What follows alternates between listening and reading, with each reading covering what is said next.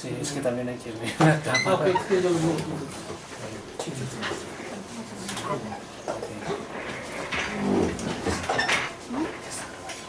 Este es el seminario de cómputo científico de la Facultad de Ciencias.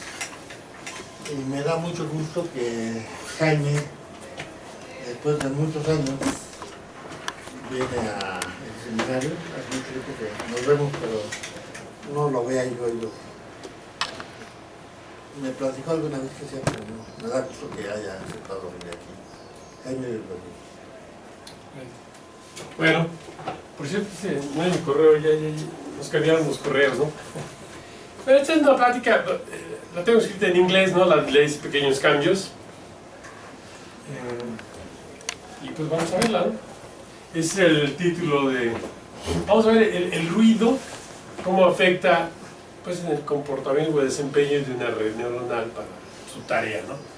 Primero, sí, le pasas a la otra, pues más o menos eso es lo que vamos a ver, una introducción. Les voy a describir brevemente luego qué es esta técnica y la espectroscopía, pues para que se entienda muy brevemente, ¿no? Ya nos metemos en las redes que usamos y del problema que queremos resolver. Entonces vamos adelante. Bueno, el tema donde se va a aplicar, las redes neuronales se usan en muchas áreas. Esta es una posible área, ¿no?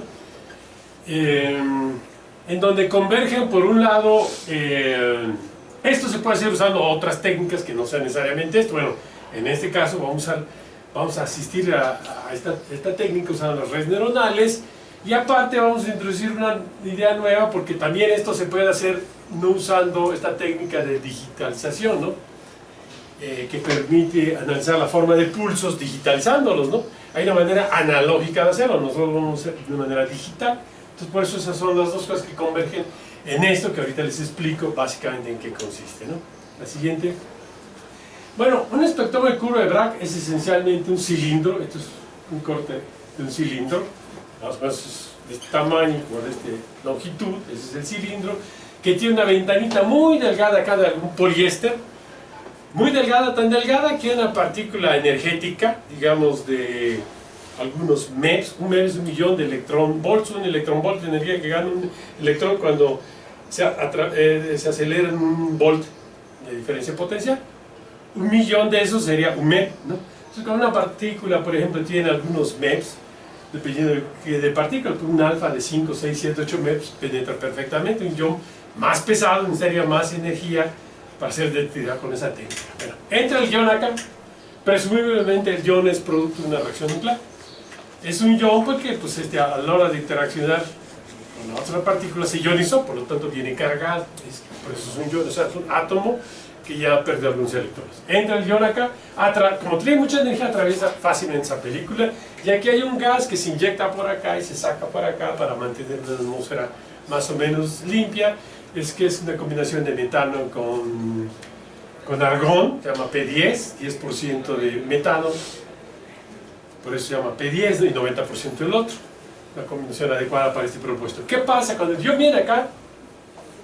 Tiene tanta energía, o sea, una velocidad muy grande, que él se va a parar, digamos, de aquí a acá, digamos, ¿no? Y eso es casi instantáneo, porque se está moviendo rapidísimo. ¿Qué quiere decir que se paró? Pues que interaccionó con las moléculas acá y las fue ionizando a las moléculas del gas. Les fue arrancando electrones.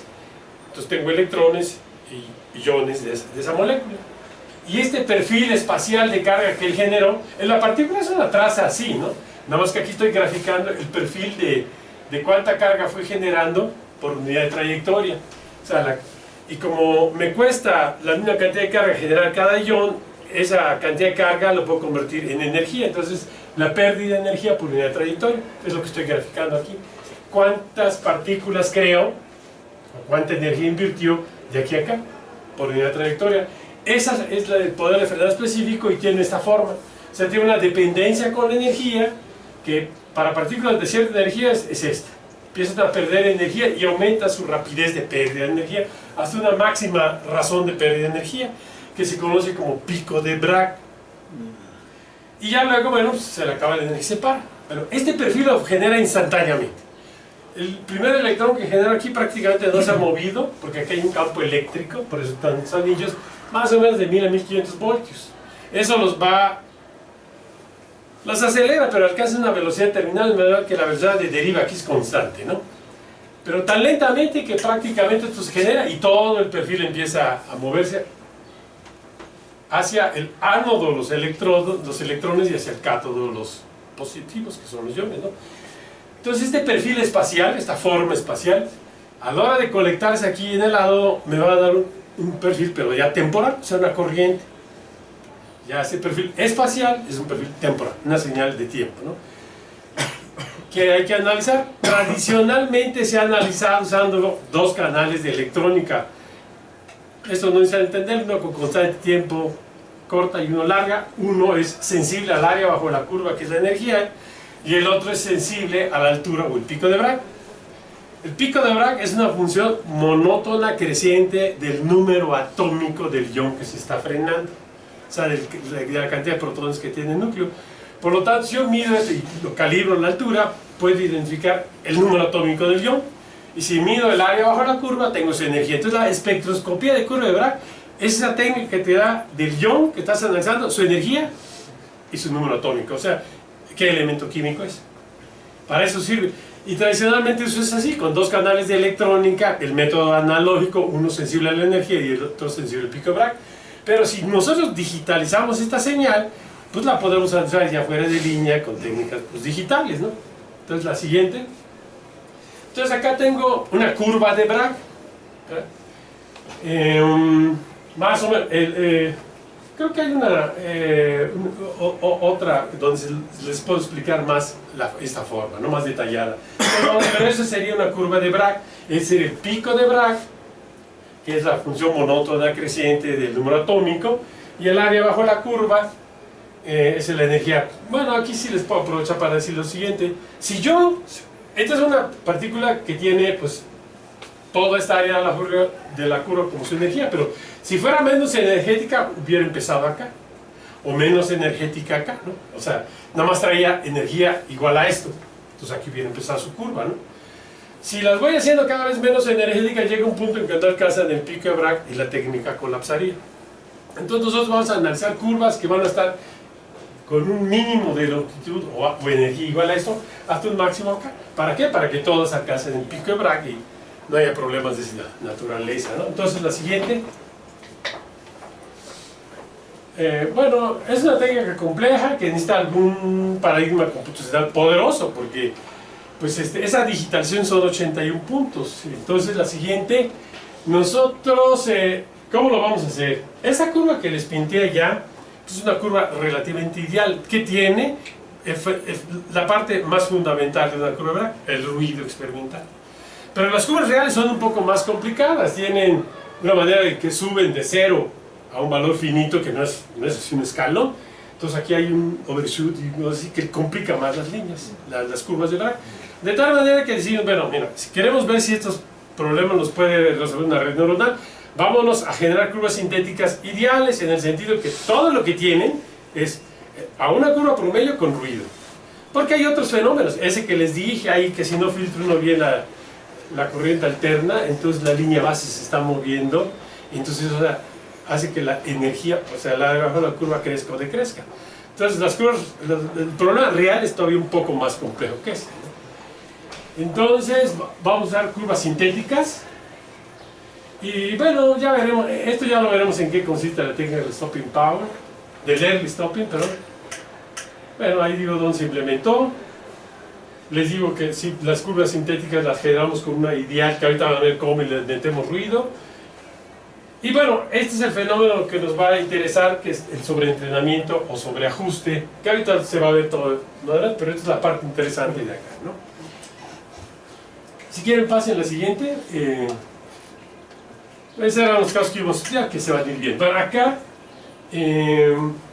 esta es la siguiente, ¿no? Avánzale porque va a bajar, avánzale más. Ah, bueno.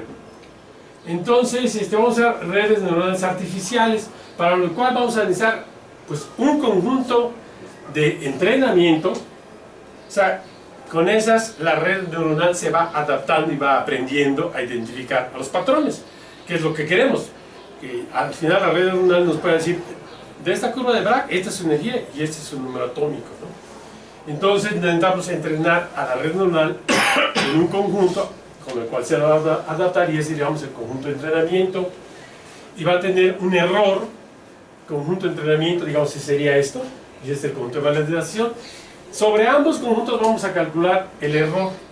El error, esta es la predicción que hace la red neuronal, este es el valor que queremos que reproduzca, porque este es un proceso de aprendizaje tutoriado, ¿no? Entonces calculamos el error cuadrado, lo sumamos sobre todos los elementos del conjunto de entrenamiento. Aquí tenemos tanto la salida del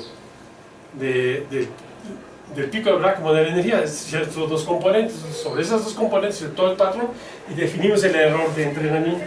Y también definimos el error de validación. Ahorita vamos a ver para qué nos sirve el error de validación gráficamente. Entonces, así se definen los errores. Bueno, ahí defino las variables, ¿no? Esos son los conjuntos de entrenamiento y de validación. Otro clic. Ese es el número de elementos que hay en el conjunto de entrenamiento y validación. Ahorita vamos a ver de qué tamaño es ese número, también gráficamente. La que sigue, aquí, bueno, esta es la predicción de la red neuronal. La que sigue, bueno, es el vector de pesos sinápticos, es lo que define, bueno, pues a la red neuronal que estoy usando. Y estos son los valores ideales o tutoriales que yo quiero que predica la red neuronal. La que sigue, ¿no? Bueno, vamos a usar retropropagación como ley de aprendizaje para la red neuronal, que esencialmente consiste en propagar los errores que comete cuando yo comparo la salida con la predicción. Los propaga, se propaga usando la derivada de la sigmoide que uno use. Y de tal manera que este es el error que se va a ir retropropagando. Esta es la salida de una determinada red neuronal. Y bueno, esto le vamos a dar un peso que va a determinar el tamaño del paso. Se puede demostrar que retropropagación es equivalente a buscar el mínimo, o sea, la red neuronal óptima, usando la técnica de descenso por la pendiente más empinada, ¿verdad? Bueno, el tamaño de ese paso en la búsqueda del mínimo lo controlo con esa constante. Por lo tanto, le llamamos razón de aprendizaje. Pero, si usamos un término adicional que llaman término de momento, eso equivale, por ejemplo, si yo tengo aquí una especie de paraboloide y suelto una caniquita, pues la gravedad lo hace irse al mínimo, ¿no? Pero si a la caniquita yo le doy un impulso así, pues ya no se va por acá, sino empieza a hacer tal vez así, espiralear hasta llegar al mínimo. ¿Por qué? Porque tiene masa, tiene inercia, ¿no? O sea, momento. Este término simula eso, que ya en un proceso que depende del tiempo lo puedo ver también como memoria. O sea, la inercia es una especie como de memoria, o sea, recuerda cuánto valía, bueno, y no te dejes afectar tanto por el gradiente, o sea, la fuerza. Entonces esto es como la masa inercial de una partícula o memoria en un proceso que depende del tiempo. Bueno, y la que sigue. Bueno, ¿cuáles son los primeros valores que yo invento acá? Bueno, agarro una distribución uniforme, digamos en un intervalo entre menos 0.5 y 5. Así se inicializa la omega. La que sigue.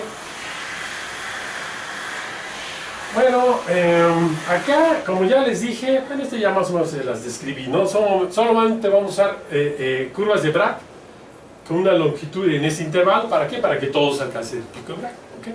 Mientras más corta, que siquiera menos la energía, porque la energía es el área bajo la curva. Entonces vamos a usar patrones de Bragg que tengan como mínima energía esta y como máxima energía esta. Y de aquí a aquí son 81 valores, entonces voy desde el 40 al 80, que son 41 valores de diferentes posibles energías. También voy a simular diferentes zetas. Una zeta es la amplitud, o pico de Bragg, eso es una zeta. Entonces me agarro una curva, creo que para explicar esto, pásenle, vamos a decir, llegamos a la otra que es más detallada. Bueno, esta ya les describí los conjuntos de entrenamiento. Pasemos a la otra. Aquí, esta está más detallada para explicar esto.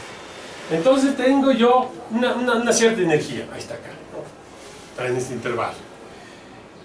¿Cómo construir las curvas sintéticas? Me agarro una curva ideal. Esa curva ideal la construí promediando como 100 curvas de partículas alfa.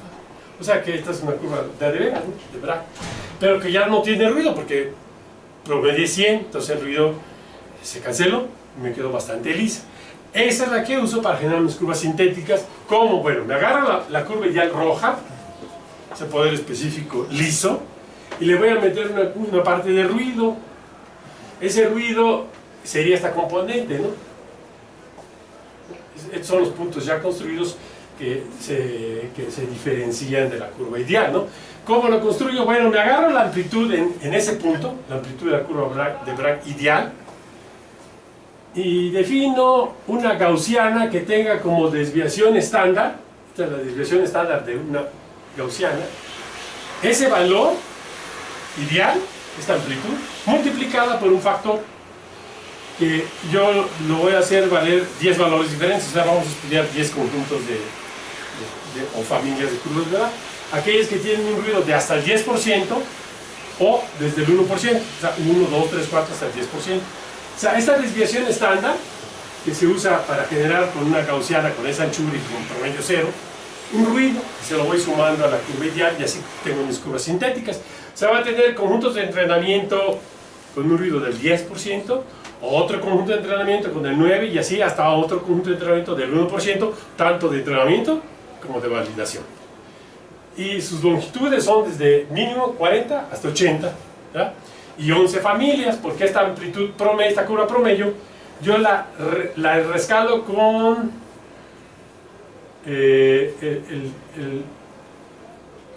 defino 11 valores entre 0.5 y 0.25. O sea, van a estar espaciados, digamos, la de 0.25 sería la más chiquita, y la siguiente sería 0.275, o sea, un 5% más arriba, y la otra un 10% más arriba, hasta que llego a esta. Entonces van a estar espaciados un 5% de este valor, ¿no? Entre una familia y la otra. Entonces, cada una va a tener su curvita ideal, reescalada a 95, a 0.9, a 0.80, bueno, más bien a 97.5, a 95, dividido entre dos porque la máxima es 0.5, ¿no? Entonces así es como genero 11 familias de curvas de Bragg por 41 energías, lo cual me va a dar 451 clases, o sea, 11 por 41. O sea, van a ver, este es un problema donde hay que identificar elementos que pertenecen a una de 451 clases. ¿Ok? 11 zetas por 41 energías. Entonces, si pasamos a la siguiente, bueno, la red neuronal que vamos a usar es de este tipo, es de feed-forward, de multicapa. Todas mandan señales a todas las de la siguiente capa. O sea, cada una de estas le manda señal a todas las de la otra, ¿no? O sea, que está completamente conectada. La capa de entrada, Cada cuadrito es una neurona. cada cuadrito, aquí por ejemplo hay 81 cuadritos, bueno, por estos puntos suspensivos, ¿no? Entonces son 81, ¿por qué? Porque la digitalización más grande tiene 81 valores. La que tenga nada más hasta el 70, bueno, del 71 al 81 va a tener ceros, ¿no? Pero el tamaño el input, la capa de entrada tiene que tener, puede recibir hasta 81 valores. Entonces eso ya determina el tamaño de la capa de entrada. La capa de salida, bueno, queremos hacer una predicción del pico de Bragg y de la energía, entonces necesito 2 neuronas. Ahora, ¿cuántas y de qué tamaño son las capas ocultas? Bueno, no hay una regla, las determinamos por prueba y error, sabes hacer pruebas, bueno, y vimos que usando, para resolver este problema usando 5 capas de 9 neuronas, se podía resolver. ¿Probar? Entonces más o menos eso ya describe la estructura, la arquitectura de la red neuronal. Omega, pues ese es el vector de presinápticos, X son las salidas de cada neurona, teta es el umbral, la función de activación, la sigmoide logística, ¿no? Bueno, los conjuntos de entrenamiento que ya se los describí, ¿no? Entonces, a ver, darle varios clics porque va a ir avanzando acá mostrando esto, pero ya están descritos hasta que pasa a la otra página, ¿no? Bueno, y estos son los parámetros que usamos para las redes neuronales. O sea, la ley de aprendizaje, retroprogramación con momento. El tamaño, bueno, ya les dije, 81, 5 capas de 9 y 2 de salida, ¿no? La razón de aprendizaje, punto 3, el término de momento, punto 15, las omegas se inicializan acá, cómo le presento las redes neuronales, perdón, cómo le presento los patrones a la red neuronal, los voy barajeando, primero la 20, luego así, ¿no? Desordenados en cada. Una época es presentarle a la red neuronal los 45.100 patrones, porque son 451 clases, les dije, ¿no? 11 por 41. Pero de cada clase, en el conjunto de entrenamiento metimos 100 representantes, o sea, 100 curvas de verdad para cada clase. 100 por 451 me da que el tamaño del conjunto de entrenamiento son 45.100 patrones, uno de training y otros tantos para el de validación, ¿no? Entonces, esos se los presento así desordenadamente, y entonces una época es presentar los 45.100 en algún orden. La siguiente época, los mismos, pero en otro orden, ¿no? Y así. Bueno, los pesos sinápticos se actualizan serialmente, eso es prácticamente irrelevante, ¿no? Aquí ya les dije, son 100 de cada uno, y por lo tanto son 451.000. Bueno, son 30 días, pero ya con procesadores ya posteriores a esto, son como 15 días, por ejemplo, 1.000.000 de épocas, corre 1.000.000 de épocas. O sea, una época es ver las 45.100. Actualmente con las máquinas de ahora, digamos 15 días toma correr 1.000.000 de épocas. A ver, pasamos. A ver, vamos a pasarle un poquito. Bueno, aquí estamos simulando el entrenamiento, ¿no? Entonces tengo un patrón, se lo presenta a la red neuronal, en el pase hacia adelante hace una predicción y en el paso hacia atrás hace una actualización de pesos. Y eso lo hago para una época, para otra época, para otra época, para otra época. Si yo grafico el error, está definido, ya sea de validación o de training, así, ya se les había dicho, ¿no? La diferencia del tutorial menos la predicción al cuadrado sumado sobre todos los patrones, ya sea del conjunto de entrenamiento o de validación, y los grafico como función del número de época. O sea, para una época, para dos épocas obtengo estas curvas, ¿no? Estoy graficando estos errores como función de la época. El azul es el de validación, el de rojo es el de training. Obviamente el de training, con ese conjunto con el que se está entrenando, pues el error siempre es más chico, ¿no? Porque con eso se entrena. ¿Por qué se separan? Bueno, las redes, los patrones tienen una forma muy característica de la curva de Bragg, más ruido. Entonces la red neuronal pues ve los patrones y trata de aprenderlos. Primero lo más obvio, ¿no? Que es pues las estructuras y general de la curva de Bragg. Pero llega un momento en que cuando asumimos que las curvas de Bragg tienen una especie de jerarquías de características, una vez que aprendió las características de mayor jerarquía, pues su tarea es aprender las de menos jerarquía. Llega un momento en que empieza a aprenderse el ruido, pero el ruido que está aprendiendo es el ruido del conjunto de entrenamiento, y por lo tanto esta sigue mejorando, pero la de validación no. Aquí se dice que cuando llega un mínimo la de validación, quiere decir que empieza a perder poder de generalización, porque se empieza a aprender características muy propias del conjunto de entrenamiento que no están presentes en cualquier otro patrón. Entonces está perdiendo el poder de generalización. Bueno, la técnica del parado temprano es quedarme en el mínimo, porque ya ahí va a empeorar su poder de generalización. Es la técnica del parado temprano, que pues ya más o menos se entiende. Se va haciendo el entrenamiento y me detengo allá donde está el mínimo, ¿no? Bueno, pues pasemos a la siguiente. Entonces, bueno, les dije que vamos a estudiar ruidos de este tamaño, o sea, conjuntos de entrenamiento de este tamaño que corresponden a que el término que multiplica la parte roja sea 0.01, o sea, 1% o 10%, ¿no? Esto es el ruido, y voy a tener 11 picos de Bragg, 0.25, 0.275, así hasta 0.5 son los 11 picos de Bragg, y 41 valores de la energía, ¿no? Ese es el problema que estamos resolviendo, este es el ruido y ya, ¿no? Pasamos a la que sigue. Bueno, yo les dije que la omega 0, la primera omega, se agarra uniformemente distribuida entre menos 0.5 y 0.5, ¿no? Eso quiere decir que pues, puede caer en cualquier punto, vaya, que lo permite esa función de distribución, ¿no? Bueno, algunos puntos serán mejores para de allá evolucionar al mínimo y serán peores. Les decía, el problema, imagínense un paraboloide muy cerrado en una dirección y muy abierto en la otra. Si yo suelto la caniquita en esta dirección, pues, rápido se va al mínimo. Pero si suelto la caniquita acá, se va muy lento, ¿verdad? Entonces, habrán omegas que caigan acá y omegas que caigan acá. Por lo tanto, la evolución al mínimo, pues en buena medida está determinada aquí, la trayectoria que va a seguir, ¿no? Ahí está más o menos claro, ¿no? O sea, la forma que yo voy a ver en que evolucionan esas curvas, pues dependerá en buena medida de cómo se agarró la primera omega, ¿no? Entonces, pasemos a la otra. Ahora, ya una vez que esta llegó a un mínimo, la curva de validación, ya ves que para aplicar la técnica del parado temprano, bueno, ese valor mínimo, pues es de esperarse que sea más grande, mientras más grande es el ruido que yo le estoy metiendo a las curvas de Bragg. Para ese mínimo, para las de 1%, las que le metí un ruido del 1%, pues era chico. Y ese mínimo, ese error mínimo de validación para las de 10%, pues era el más grande. O sea, será una función creciente, pues, del ruido que yo les puse, ¿no? Es lo que esperamos. Entonces vamos a ver qué pasa.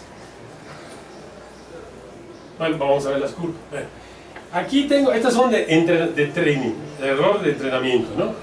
Y acá T10 corresponden a las de error del 10%, que es el más grande, prácticamente siempre.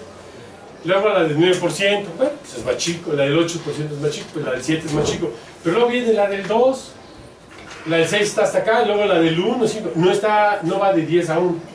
Bueno, eso, y además yo ya entrené 2 millones de épocas. Entonces tenemos que suponer que lo que está pasando es que esta, la de 2 y la de... Esta 1, 2, ¿no? Estas de 1 y 2 a lo mejor no han tenido tiempo de llegar a su mínimo. Porque si ustedes las ven, pues es muy lisa, ¿no? 2 millones de épocas no les ha sido suficiente para llegar a su mínimo y por eso están hasta allá. Es lo que podemos sospechar, pero vamos a seguir avanzando. Bueno, son las mismas curvas, pero ahora de validación, más o menos, también 1 y 2 están por acá, 3 y 4 acá, pues no les ha alcanzado, ¿no? No les ha alcanzado el tiempo para llegar a su mínimo. Entonces vamos a ver qué pasa, vamos a seguir viendo. Entonces, bueno, aquí ponemos las dos juntas y nada más indico la de rojo y la de azul, que deberían estar hasta abajo, que son las de 1 y 2, no lo están. Y les doy la conclusión esa que digo, avancemos una y... Bueno, vamos a verificar. Aquí, a los dos, es el scatter plot.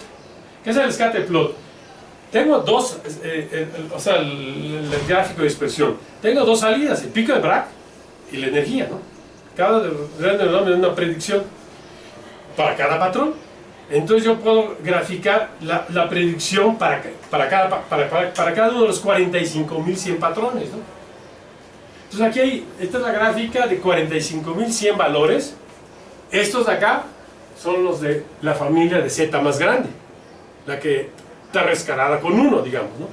Esta es la familia, la que está rescalada con .475, o sea, 5% abajo. Y esta es la familia que está rescalada con .5, ¿no? O sea, se va a .25. O sea, son las 11 familias de Bragg así. Y aquí son 41 valores de la energía. Y en total tengo las 451 clases. Esa es la tarea que tiene que hacer la red neuronal, es decir, esta pertenece a esta clase. O sea, en cada punto de estos hay 100 valores. Hay 100 valores, ¿no? Entonces, vamos a ver, esta es la del 1 a los 2 millones. Vamos a ver la de adelante, la de 2. Vemos que la de 2 aprendió muy bien estas, pero aquí como que todavía no le ha alcanzado el tiempo, es muy obvio. Al otro tampoco no le alcanza el tiempo, se va a ver más obvio al final, ¿no? Está muy claro que estas todavía no las aprende muy bien. Pasemos a la que sigue, esta es de 3%, y antes de llegar, aquí está en su mínimo, ¿eh? Y así vamos a ver la de 4, la de 4 a 1.800.000, la de 5. Estas, estas todas hicieron su tarea, pero cuando llegamos a la de 9, esta es la de 7, 8, 9, muy obvio que estas no las ha aprendido. Estas no las ha aprendido. Y la de 10, ahí está. Entonces, sigamos. Acá tenemos la de... Bueno, repetí esta a 2 millones, ¿no? Simplemente para... concluimos que no le ha alcanzado el tiempo para aprender. Listo. Pasemos a otra. Lo mismo que acá, 2. Esa es la conclusión. No les ha alcanzado el tiempo. Pasemos, y la de 9. A las 3 no les ha alcanzado el tiempo, ¿no? Entonces, la que sigue. Entonces vamos a darles más tiempo. A la de 1 vamos a darle hasta 10 millones, de 2 hasta 10 millones, y a ver qué pasa. A la de 2 hasta 5 millones y a la de 9 hasta 3 millones, ¿no? Entonces pasemos otro golpe. Entonces a la de 9 le dimos hasta 3 millones, pero cuando llegó acá alcanzó su mínimo. A la de 2% le dimos hasta 5 millones y cuando llegó acá alcanzó su mínimo. Pero a la de 2 pues no alcanzó el mínimo porque está, pero la de 1 no alcanzó su mínimo porque está arriba de la de 2 y debería estar abajo. O sea, 10 millones de épocas a la de 1 no le ha alcanzado para alcanzar su mínimo, ¿no? Entonces pasemos a la que sigue. Bueno, acá cuando yo no más para ver, ¿no? La de 2 ahora sí ya está abajo de 10 a la menos 2, ¿no? Esa sí ya superó a estas dos, ¿no? La de 1 sigue estando arriba y la de 9, bueno, se ubica ya muy bien como por acá, ¿no? El problema lo sigue teniendo la de 1, no le alcanza el tiempo. A ver, adelante. Bueno, ya se los dije, para adelante. Bueno, la del 1, esta es la curva de error del 1, pero ahora ¿qué hicimos? Bueno, nos dimos cuenta que las primeras 100.000 épocas de la de 1% eran muy lisas. Entonces, si es muy lisa, vamos a cambiar el tamaño del paso, la alfa, la razón de aprendizaje, vamos a pasarlo de 0.3, lo vamos a cambiar a 0.5 y lo corrimos 1.320.000 épocas, lo cual equivalen a 22 millones de épocas del tamaño 0.3, porque ahora el paso es más grande. O sea, va a dar un paso 16, 17 veces más grande que antes, ¿no? Por lo tanto, estos pasos pues, equivalen a como que yo diera 22 millones de estos, ¿no? No, todavía no pasó. Y entonces así evolucionó. Cuando llegó a este número de épocas, y ya está en la escala de 10 a la menos 4. Bueno, me paro acá porque aquí ya la mejora fue poca, bueno, me paro aquí en 900.000 épocas de ese paso, ¿no? Y vamos a ver, creo que sigue el escate plot correspondiente, ¿no? Bueno, así, ahora se ve aún la del 1%. Yo no sé si le das un clic acá, se regresa a la anterior para que vean todo lo que mejoró. Puedes darle un clic acá. Así estaba, ¿verdad? Que ya clasificaba. Si lo ven, ya clasificaba, pero con esta te regresas aquí, mira. Ahora está mucho más chico, ¿sabes? Tengan en cuenta que acá el error, no más para que tengan una idea, es del 1%. 1% en esta escala, pues sería. Bueno, acá es 49, ¿no? Entonces, como acá, como media de esta raya para arriba y para abajo, ese es el tamaño de la desviación estándar. Está bastante más comprimido que una desviación estándar esta, ¿no? O sea, el trabajo de la red neuronal es bastante eficiente y perfectamente clasificado, una clasificación perfecta. Ni un punto se le escapa, todos están perfectamente clasificados, ¿no? Ahora sí ya pasa a la siguiente, que sería la del 2. Si quieren comparar la del 2, tienes que pegarle acá así estaba la del 2 y ahora está así. Ahora vamos a la del 9. Esta es la del 9 después de que alcanzó su mínimo. Si la quieren ver cómo estaba, aprendió esto, ¿no? Es por eso que no estaban bien ordenadas. Ahora sigamos, ¿no? Bueno, ahora el error en el mínimo sí se ordena muy bien, ¿no? O sea, .87, .57, así está esto, pues es al menos 4, ahora sí están perfectamente ordenados. Entonces, aquí tengo el error, le llamo error promedio, porque si ustedes ven las curvas, pues oscilan un chorro. Entonces lo que hice es que me paro en donde está el mínimo más chico y saco un promedio de 10 valores para acá y 10 valores para acá a 1000 épocas de distancia, y es lo que le llamo el valor promedio, y este es el error, o sea, la desviación estándar de esos 21 valores, ¿no? Y creo que eso es más representativo que tomar así un valor que está fluctuando mucho, ¿no? Más representativo este, ¿no? Y ese es el número de épocas que les toma. Es el número de épocas. Lo curioso es que a las de 1% le toma muchísimo tiempo aprender. A las del 2 un poco menos, y esta aprende rapidísimo. Y no sabe que aquí el ruido es más grande. Eso como saca de onda, ¿no? Porque aquí tarda tanto tiempo de aprender si las curvas son perfectas, bueno, muy poco ruido. Y cada vez aprenden más rápido. Vamos a pasar a la siguiente.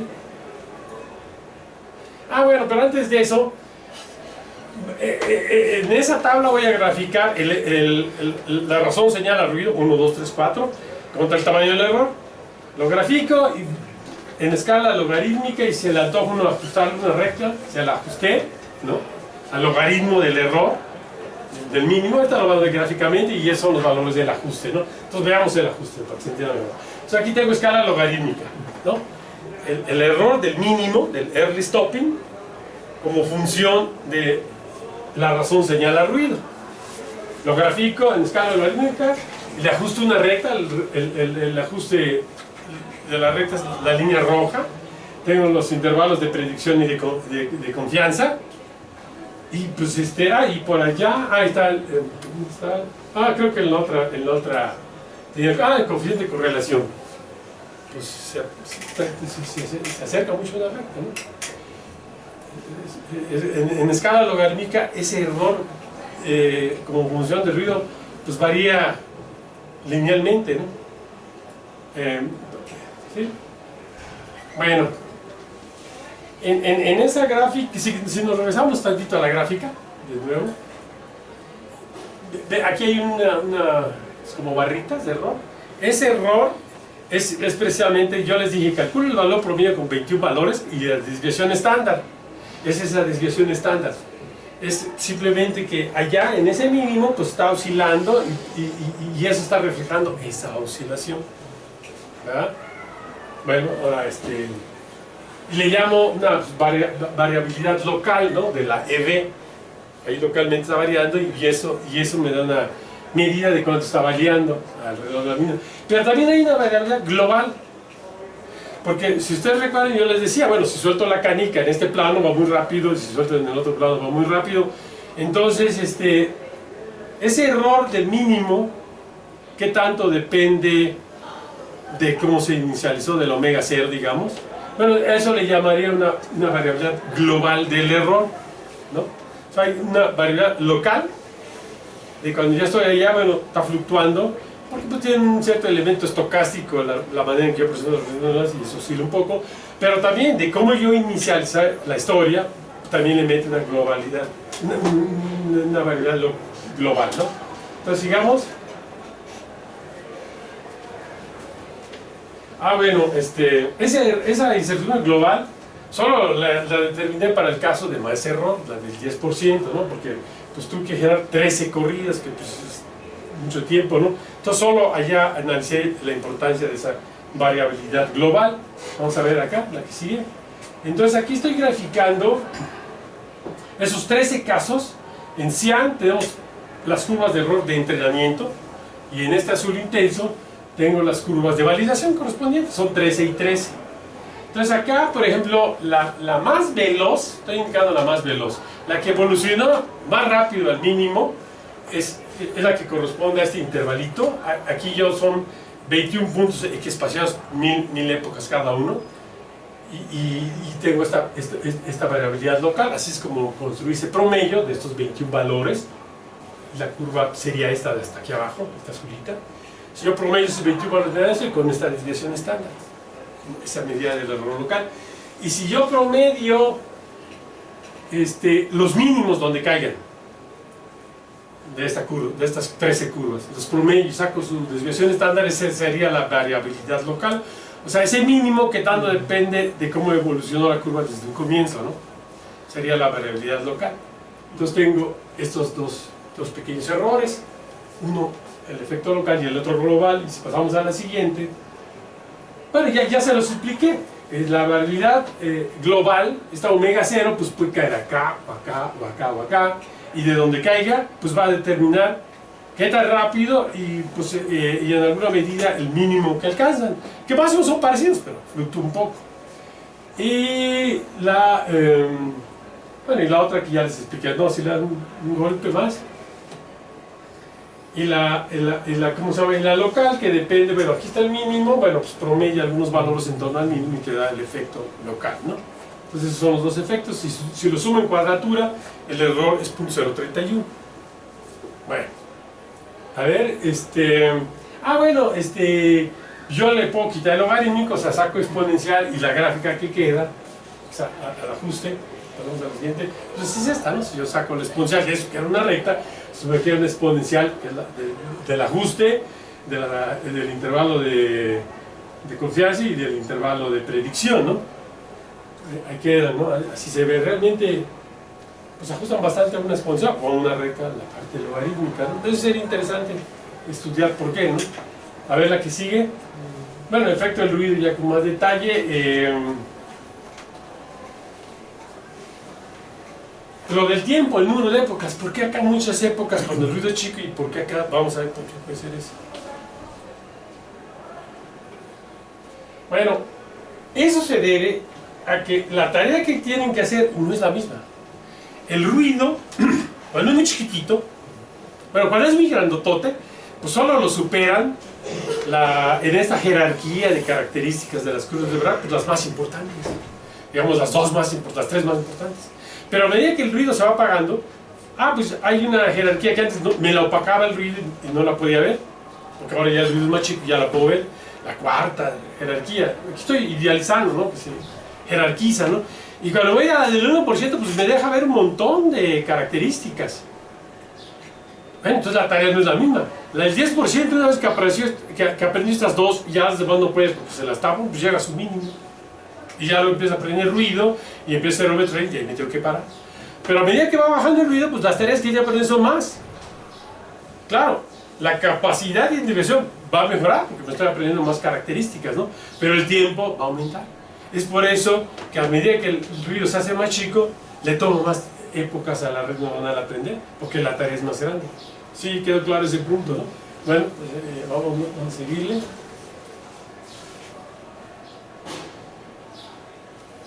Bueno, y aquí se ve, ¿no? Acá el ruido, que es la línea roja, que es muy grande, tapa un montón de características en esa jerarquía. Y aquí, no, el ruido es tan chico que pues, me puedo aprender un montón de características, ¿no? ¿Va? Y eso pero si yo me aprendo muchas características, la identificación va a ser muy buena. O sea, el scatterplot, la BP y la E la voy a identificar con mucha precisión. Y aquí es menos presión al 4%, al 6%, y esta es del 10%. Esta aprende muy rápido, pero no muy bien, se le escapan. Y no se le escapan tantas. Si ustedes ven, aquí, pues esto está chico, ¿no? Pero si ustedes ven, aquí hay 100 tipos. No, hay una mejor figura para ver ese efecto. Bueno, a la del 1% pues no se le escapa nada. No se le escapa nada. Y yo pinto un circulito acá y no hay ni un traslape, pero vamos a ver la de, creo que esta es ¿de qué porcentaje? Es 10%. Pues aquí hay traslape. No está tan mal, de todas maneras, porque si ustedes ven, aquí hay 100 tipos, ¿no? ¿Cuántos se le van para abajo? Pues a parece que ninguno, el vecino de al lado, para que se le va 1, 2, así. O sea, no se le van tantas. Se ven un montón de puntitos, pero es que cada punto de los intensos son 100 valores, ¿no? O sea, no se le escapan tantos, ¿no? Pero se le escapa, ¿no? Y claro, un punto que cae aquí, lejos, en el error que va al cuadrado, pesa un chorro, ¿no? Pues por eso el error de las del 10% es bastante más grande que las del otro. Pero de que se le escapan pocas, ¿no? O sea, la calidad va decreciendo con el tamaño del ruido, pero el tiempo es mucho mayor para las otras. Pasemos a la que sigue. Bueno, la conclusión, las características pequeñas tardan tiempo en aprenderse, ¿no? O sea, 2 millones de épocas no le bastó, ¿no? Y las características gruesas pues, le toman poco tiempo. Entonces todas estas aprendieron rápido. Ahora la que sigue. Bueno, un ruido grande implica una superficie de error muy deforme. Y eso es lo que oculta a las propiedades pequeñas y no se puede aprender. Por tanto, la evolución al mínimo, pues ya una vez que llegó a un mínimo ahí más o menos, ya no me puedo aprender más, está ocultado por el ruido, ¿no? La otra. Bueno, si visualizamos al proceso de aprendizaje como una adaptación o evolución del punto de configuración de la red neuronal, o sea, de su vector de pesos, y eso adaptación lo proporciona la retropropagación, siguiendo entonces una técnica de búsqueda por la pendiente más empinada. Entonces el sobreentrenamiento, ya con visualizando así, se puede explicar por esas regiones del espacio de pesos donde la pendiente más empinada se debe a estructuras de la superficie de error que no tienen nada que ver con las características de los patrones, más bien tiene que ver con el ruido. Eso es el sobreentrenamiento. Esas superficies de errores están ya determinadas más bien por esos defectos debido al ruido y no por las características. Si quieren ahorita lo vemos gráficamente, pasemos a la que sigue. Por ejemplo, aquí vámonos por pasos, ¿no? Aquí tenemos que bajó rápido, aquí bajó rápido el error y aquí bajó rápido el error. Allá, eso que corresponde a que está aprendiendo características de los patrones, ¿verdad? La superficie de error cerca de este número de épocas está determinada por las características de las curvas de Bragg y por eso aumentó muy rápido. Pero ¿qué pasa? Dale un golpe. ¿Qué pasa cuando aprendí la característica? Esta línea no va a ser se va para arriba. Después de este mínimo que aprendió alguna característica se va para arriba y acá lo mismo, se va para arriba. ¿Por qué? Bueno, aprendí esa característica y ya despuesito, ¿qué sigo aprendiendo? Ruido. Entonces empieza a haber sobreentrenamiento porque estoy aprendiendo ruido. Esta sigue yendo para abajo pero se va para arriba porque estoy aprendiendo ruido. Llego al siguiente escalón, baja, pero luego viene sobreentrenamiento, ¿no? Entonces esas zonas después del mínimo es sobreentrenamiento y si le das un golpe más eventualmente llega a una región donde ya aprendió todo lo que podía aprender, entonces ya nada más es sobreentrenamiento. Entonces acá es la técnica del parado temprano donde yo me tengo que detener, pero el sobreentrenamiento se da todo el tiempo, ¿no? Pero todavía hay características que se pueden aprender. Es por eso que se empiezan a diferenciar desde acá, ¿no? Porque ya desde ahí se está dando sobreentrenamiento. Sin embargo, estoy aprendiendo ruido, pero también estoy aprendiendo señal. Esto es más importante la señal y voy para abajo. Llega un momento en que ya aprendí todo lo que se podía aprender para ese nivel de ruido y entonces va a ser puro sobreentrenamiento. ¿Ok? Bueno, pues vamos a la siguiente.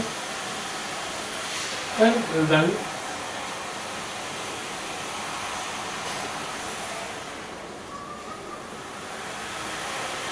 Bueno, acá la idea esa de que aprendo las características más importantes. Primero, esta, como es muy lisa, pues nos permitió, ¿cómo se llama?, cambiarle a 0.5 y no tuve ningún problema. ¿Por qué? Porque la superficie realmente lo está determinando la curva de Bragg real y no el ruido. Entonces yo pude dar ese paso y no le afectó. A ver, la que sigue.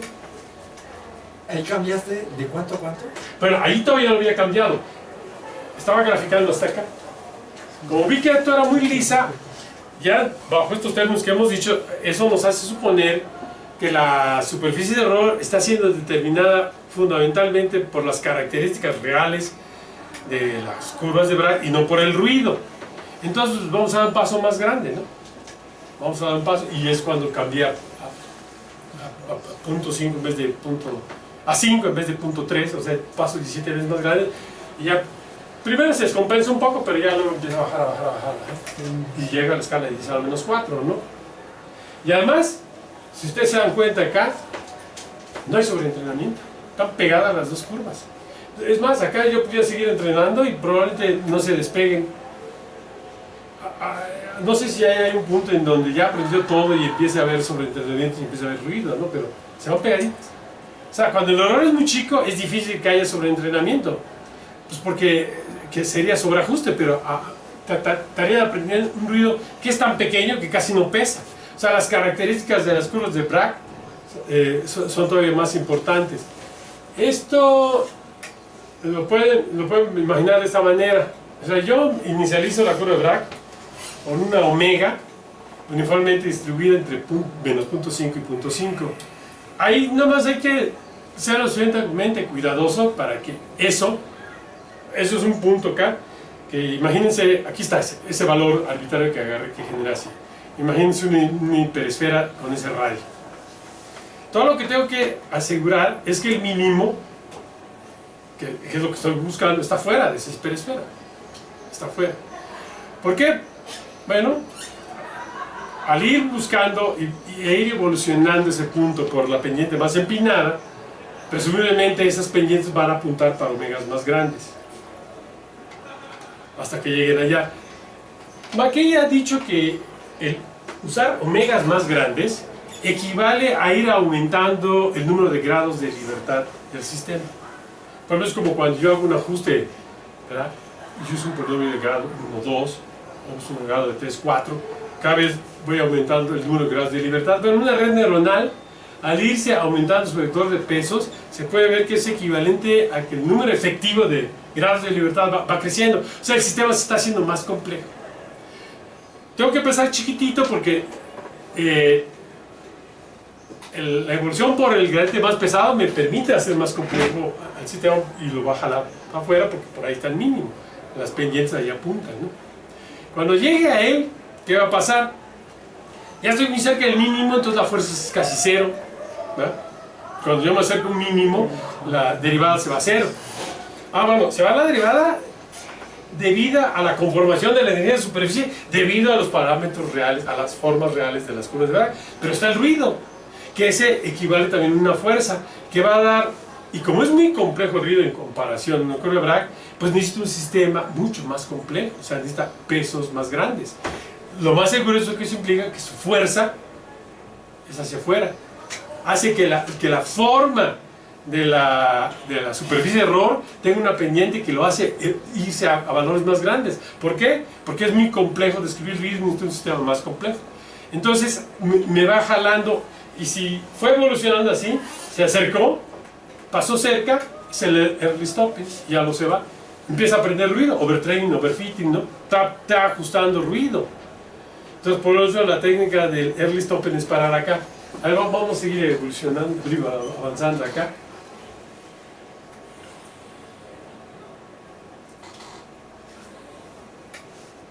Bueno, como yo les decía, si les mostré las de 100.000 épocas, y ya era una clasificación perfecta, ¿no? Yo desde el punto de vista práctico me pude haber quedado, pero bueno, pero a mí lo que me interesaba, si le hacen un golpe más, a mí lo que me interesaba, ahora, si pellizcas acá, era determinar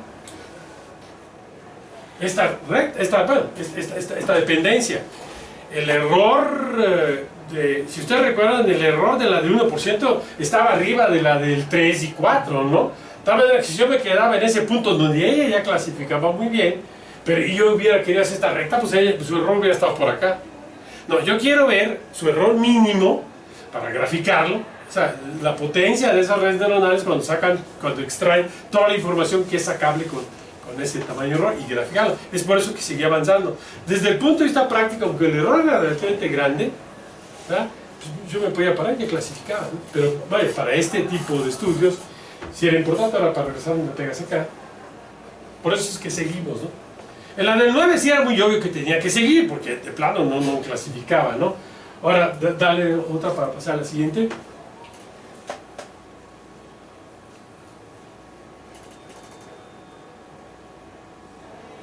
Creo que ya se los dije así. Bueno, para ejemplificar esto, o sea, la omega 0 va a determinar qué tan rápido yo voy a irme al mínimo, ¿no? O sea, si me voy por la parte esta cerrada, por la parte abierta. ¿Eso cómo lo vamos a ver? A ver, pégale acá.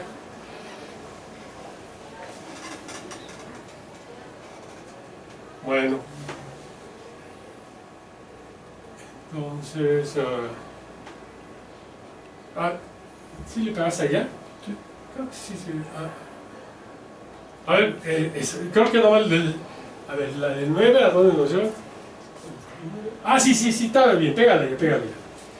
Si ven, esta requirió este número de épocas. Y este número de épocas. O sea, y la compara con esta, requirió muchas. Quiere decir que aquí la omega 0 fue de las más malas. ¿no? Más o menos se ordena, ¿no? Esta también fue medio mala, ¿no? Pero esta fue muy mala, esta 196.000. Bueno, este 196 es muy especial, porque les dije que ahí lo corrí 13 veces, y este corresponde a la que evoluciona más rápido, ¿no? Esta andaría, si le hubiera agarrado así una más o menos promedio, como a 400.000 épocas, más o menos lo que les tomaba. Y esta fue la más veloz. De hecho, esta lo hizo en 136.000 épocas, no en 196. Lo que pasa es que en 136.000, sí, el error era todavía un poquito más chico, no mucho más. Pero resulta que creo que a las más chiquitas, a la segunda de aquí, no las había aprendido, estaban como la del 9. Entonces dije, no, pero no me sirve. El error es muy chico, pero no he aprendido bien una clase en particular. Le di, ¿qué? Como 60.000 épocas y se balanceó y ya más o menos había aprendido muy bien. El error no cambió mucho y mejor me quedé allá. Digo, ese tipo de cosas son importantes, ¿no? Pero vaya, aquí está muy ejemplificado cómo la omega 0 determina qué tan rápido voy a evolucionar. Está muy claro eso, ¿no? Pero aquí se vuelve a ver, ¿no? Acá no, acá esto es muy grande, pero por otro efecto, porque aquí está aprendiendo más características de la red neuronal. Acá no es que tuviera aprendido más o menos, simplemente la inicialicé muy mal. Si yo volviera a correr este 9 de nuevo, con otro omega 0, a lo mejor me da un número como por acá, ¿no? Bueno, nos regresamos acá. Bueno, creo que aquí... Bueno, es la conclusión, ¿no? Que aunque puede ser mayor o menor como la 9 o la 10, ¿no? Dependiendo de cómo agarro la omega 0, pues hay límites, ¿no? No, o sea, no todos agarran una buena trayectoria, no hay límites que los determine el ruido, porque eso me va a permitir aprender más o menos características que lo oscurece, lo tapa el ruido, ¿no? Bueno, creo que esa ya fue la última. Bueno, pues bueno, si quieren les comento algo. Esto aquí ya entendieron pues la evolución, el ruido, la importancia del ruido, ¿no? Pero, por ejemplo, la técnica del parado temprano, pues es una técnica de regularización, sencillita. Hay otras técnicas de regularización. Por ejemplo, yo puedo usar decayendo de pesos, que ahorita les explico, o hacer el conjunto de entrenamiento y de validación, digamos, más grande. Estamos empezando a hacer eso, ¿no? ¿Por qué ayudan? Bueno, si yo hago el conjunto de entrenamiento 10 veces más grande, por ejemplo, aquí eran 100 elementos por cada clase, me voy a 1000 elementos por cada clase. Bueno, a la red neuronal, y la arquitectura la mantengo de la red neuronal. Entonces a la red neuronal le va a dar más trabajo aprenderse el ruido de ahora un conjunto 10 veces más grande. Ya no es tan complejo el sistema como aprenderse ese ruido. Entonces hacer un overfitting, o sea, aprender el ruido o sobreentrenamiento, ya es muy difícil porque son demasiados el ruido que me tengo que aprender, entonces no puede aprender el ruido, sigue generalizando. O sea, no ha llegado a la zona del overfitting. De las corridas iniciales que tengo, las curvas se van pegaditas. Se van pegaditas las dos. Otra técnica es la del weight decay. Les había dicho que a medida que por ejemplo, McKay demuestra que el número de parámetros efectivos aumenta a medida que el vector omega se hace más grande, su valor absoluto. Entonces, si yo dejo que crezca mucho, tengo un sistema muy complejo. Entonces empieza a aprender ruido. O sea, para aprender el ruido yo necesito tener una omega grande.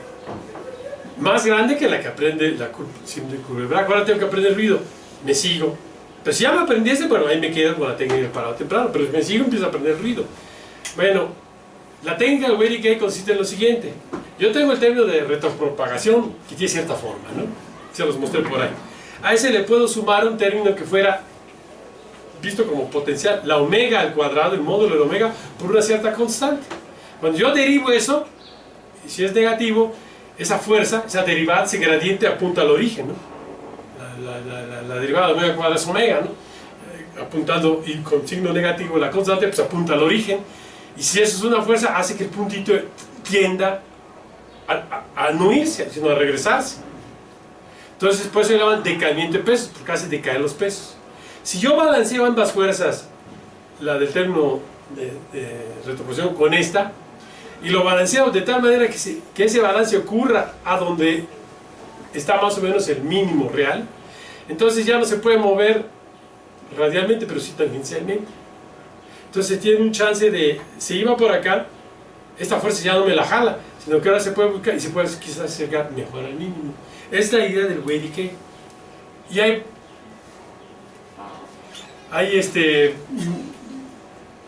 dos maneras de implementarlo, o sea, por tanteo, prueba y error, o usando técnicas bayesianas para determinar ese hiperparámetro.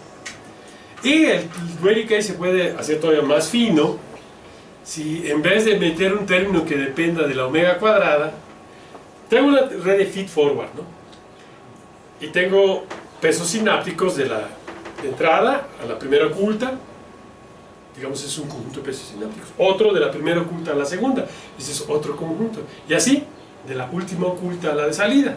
La omega cuadrada es la suma de todos los cuadrados, pero esa suma de todos los cuadrados lo puedo decir, la suma de los cuadrados de la de entrada a la primera oculta, ahí está, por una constante. De la primera oculta a la segunda oculta, su suma por otra constante, y así. Entonces, en vez de tener el cuadrado total por una lambda, voy a tener las sumas parciales por sus lambdas. Entonces, eso los puedo hacer otra vez por tanteo, que va a tomar un siglo, o usando técnicas bayesianas, ¿no? Y eso, ¿por qué es importante? Bueno, se piensa, digo, nadie lo ha demostrado, pero todo lo que vamos a aceptar, que la manera en que trabaja una red neuronal es que yo le presento aquí el patrón y empieza a extraer características. Y extrae unas. Y de esas que extrajo, este segundo paso extrae otras de más jerarquía, así hasta que tengo ya lo que me interesa. Entonces, en ese proceso de extracción, pudiera ser que los números, el primer proceso de extracción, el segundo, el tercer, el cuarto, y en mi caso pues serían, ¿qué son 5? 6, ¿no? Procesos de extracción, ¿no? Pudiera ser que el más complicado fuera el tercero y el quinto, ¿no? Donde se necesita más complejidad del sistema. Entonces, ¿qué complejidad que quise? Omega grande. Entonces ahí me conviene que las omegas sean grandes. Y los otros son relativamente sencillos. Entonces es un sistema menos complejo, omegas pequeñas. Entonces con eso doy la posibilidad de distribuir. Voy a tener un sistema, pues sí, complejo, pero con una complejidad distribuida y controlada, ¿no? Entonces, ese decaimiento de pesos, que ya no se le llama decaimiento de pesos, ¿no? Pero es la misma idea, ¿no? No dejar que los pesos en esta capa se me boten más que esto. Pero este puede ser más grande aquí que acá. ¿Por qué? Porque aquí es un sistema más complejo que acá. Entonces puedo controlar el grado de complejidad de la red neuronal dependiendo del proceso de extracción de características que lo requieran o requieren más débil, ¿no? Bueno, en eso también estamos trabajando. Y como esto también es muy complicado porque hay que hacer mucho análisis, también se está trabajando en la automatización. Eric está trabajando en la automatización pues, del análisis, ¿no? Porque pues, es un volumen de información que pues, lo puede uno hacer así a pata como lo hemos hecho o tratar de automatizarlo, ¿no? Entonces, porque si no se va mucho tiempo en el análisis de la información, muchísimo, pues, la mayoría del tiempo, ¿no? Bueno, pues eso es todo. ¿Preguntas o algo? ¿Comentarios? Si no, le quedamos a la Pero el final análisis, ¿cómo usas esto como este resultado? Porque tú me bueno, la tarea es identificar a las curvas de Bragg. Okay. Pero entonces, ¿qué quiere decir que con la identificación esto te da más seguridad en el número que estás, en el elemento que estás identificando? Vamos a ver de lo más general a lo más en particular. Las técnicas digitales las puedo aplicar para cualquier señal. Normalmente en un laboratorio tú mides señales y de ahí sacas tu información. Bueno, lo puedes hacer analógicamente o digitalmente. Digitalmente no necesariamente quiere decir usar redes, pero una alternativa es esta. Entonces, lo más general es asistir a las técnicas de... A eso se le llama pulse shape analysis, análisis de forma de pulsos, que no necesariamente tienen que ser digitales, pueden ser analógicos. Dentro de los digitales, pues, los tienes que asistir con una manera pues, de procesar y sacar la información poderosa, que puede ser redes neuronales. Se están usando, ¿no? Entonces, la idea general no es curvas de Bragg, es pulse shape analysis en general, análisis de forma de pulsos de cualquier naturaleza. Ahora, ya en el caso particular, por ejemplo, de la espectroscopía en curva de Bragg, bueno, se han usado técnicas de pulse shape analysis analógicas para sacar la energía y la Z. Cuando uno hace una reacción, sobre todo en los laboratorios ya más grandes que hacen reacciones que salen un montón de productos, pues hay que identificarlos. Y pues una técnica ha sido la espectroscopía de curva de Bragg, que tiene un mínimo de resolución. Entre otras cosas sería mejorar la resolución, ¿no? O la rapidez con que uno lo pudiera hacer, ¿no? Ya una vez que es por ahí va el asunto en ese campo muy específico de redes neuronales, ¿no? De curvas de Bragg. Y que en caso analógico no puedes automatizar el análisis, ¿no? Sí, y hay cosas que se te pueden ir, hay fenómenos, yo les decía que esto se complica, por ejemplo, la línea base pues está fluctuando si yo no filtro bien la corriente de 60 ciclos cuando la quiero hacer directa, ¿no? Entonces, estas curvas de Bragg duran como 8 microsegundos. De tal manera que si la línea base está fluctuando 2%, yo ni cuenta me doy, es una constante para arriba o para abajo que está variando pues un 2%, entonces hace que la energía varíe en un 2%, que compite más o menos con las resoluciones que queremos alcanzar. Y hay otros fenómenos, pueden ocurrir que coincidan dos eventos en el tiempo, o que se traslapen. De tal manera que me vienen dos curvas de Bragg traslapadas, o sea que entren dos iones al detector en el mismo instante, o que se traslapen. Entonces me queda una curva muy rara. Cuando yo lo someto a la técnica analógica que nunca veo que estoy haciendo, pues quién sabe qué pase, ¿no? Me va a dar un valor malo, ¿no? Y sí, cuando tú ves las gráficas, de repente salen puntitos por acá que dices, bueno, pues es ruido de algún tipo, quién sabe, ¿no? Y en esas hay manera de limpiar, porque yo tengo la curva ahí, y puedo ver, no, pues esto es, se le llaman pilot. Y bueno, hay varias cosas con las que competiría, ¿no? Pero pues es complicado. Ah, bueno, y otro esfuerzo también que estamos haciendo es la de un método más rápido, que es donde está trabajando José Luis en la parte de CUDA, ¿no? Porque eso toma mucho tiempo. Si logramos hacer el procesamiento en paralelo de la red neuronal, bueno, pues vamos a tener un sistema muy poderoso y rápido, ¿no? Para estos problemas complejos, pues tener máquinas, o más bien algoritmos paralelos es clave, ¿no? Bueno, pues muchas gracias.